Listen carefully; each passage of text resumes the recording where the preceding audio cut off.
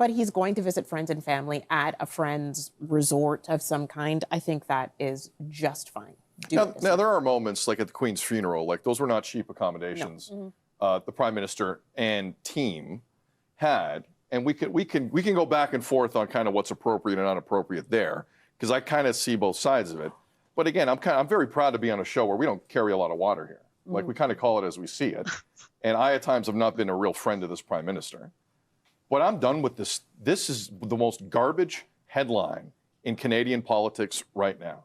There is nothing more ridiculous you're going to see on any website than that. Do you know what like a backbench MP in their first term in this country makes? It's close to $200,000. That's your money. That's our money. That's my money. Tam's, Mayor's, everyone. All right? You don't hear about where anyone goes on vacation who's not Prime Minister. You don't hear about where they spend that money, because that's still technically our money. Maybe not security detail with Polyev, maybe not security detail with Jagmeet Singh, but that's still, we still pay all of them. And I don't bring out that card a lot, but that is a fact. And I'm talking like the most inexperienced MPs in this country make about $200,000. They've barely been in the House of Commons. So until I know where everyone in the Conservatives went on vacation, until I know where everyone on the NDP side went on vacation, the Parti Québécois and the one person left in the Green Party, until I hear all of that, I don't want to hear this garbage. It's the most ignorant thing in Canadian politics right now. I want to, because anytime they go on vacation, guess what? We're paying for it too. We're paying for Polyev's vacation, Jagmeet Singh, everybody. And even the ones that aren't important. Let's be honest, the real backbenchers. We pay for all of them. He's the Prime Minister. He still is very, very, very important to what we do and how we conduct our business. I don't care what you think of him. And you need to find a new headline. There's enough of them. Believe me, there's enough. I've seen the polls. You've seen the polls. It's a lazy headline. It's ridiculous. Find a new angle, because we're getting really lazy in this country when it comes to this. Back off. And I hear Jamaica's lovely this time of year. Breakfast television is going to. How clueless is that guy? Yes, the taxpayer pays this. This guy is so wrong. All of a sudden, I'm going to defend MPs who work on the taxpayer dime. Like, this is how wrong this guy is. This is the place in which I find myself.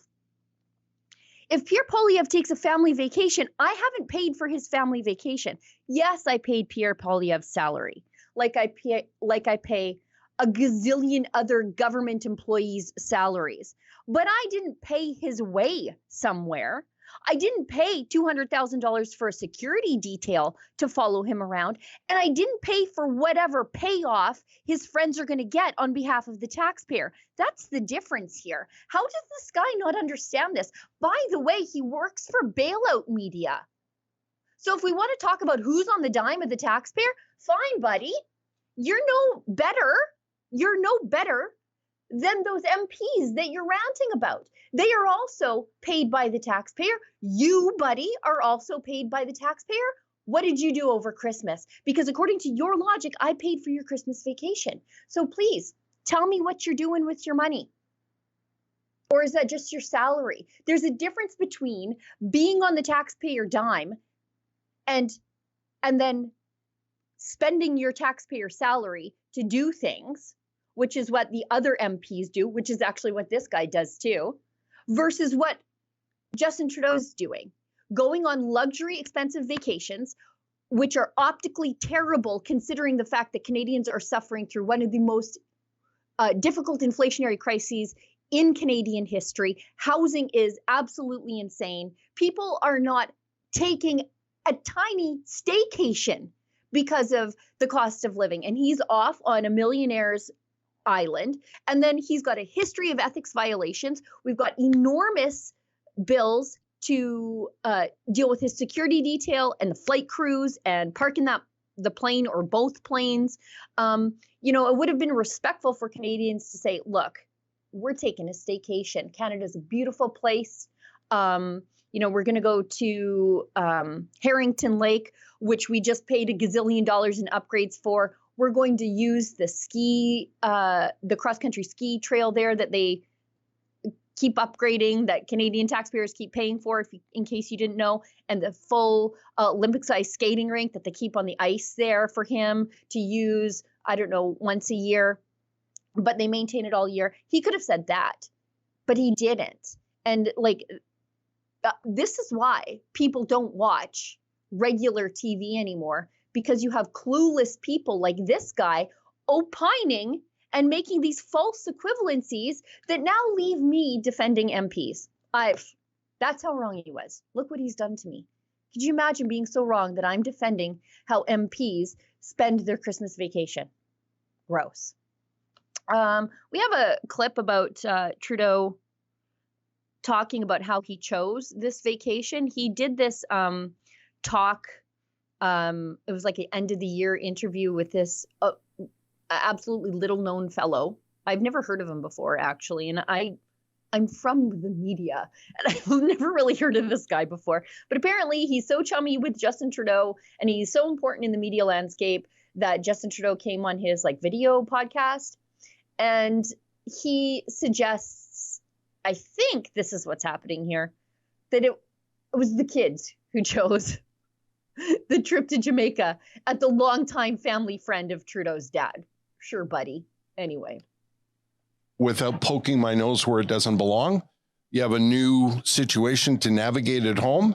How's the kids? How's everybody doing?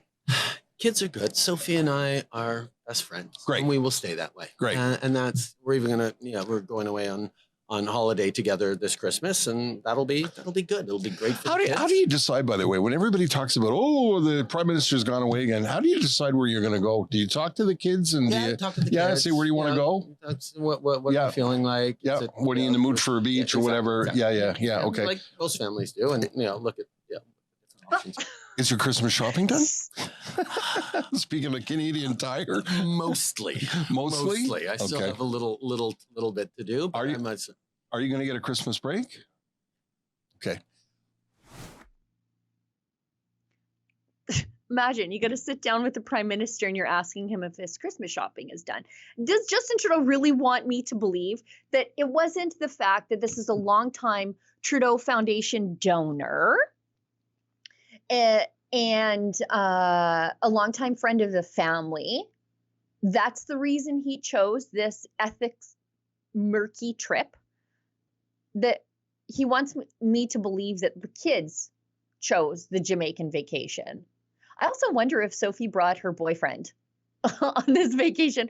You know what I'm going to do? I'm pulling the flight records. I want to know if it was a very awkward family Christmas vacation because Trudeau's soon-to-be ex-wife or estranged ex-wife brought her boyfriend on the Challenger jet and then shacked up with him on the Christmas vacation. But yeah, it's the kids who did it. The kids chose the Jamaican vacation, not Justin Trudeau. And he's like, and look how out of touch he is too. He's like, oh, and I asked the kids, like, it's Christmas. Do you feel like a luxury beach vacation or something else?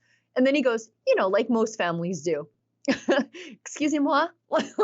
I don't believe most Canadian families are like, kids, do you want to go on a luxury Jamaican beach vacation at a private resort? Or do you just want to stay home this year? The ball's in your court. Like most Canadian families, especially ones dealing with what Justin Trudeau has done to the economy, are having that conversation with their kids at all.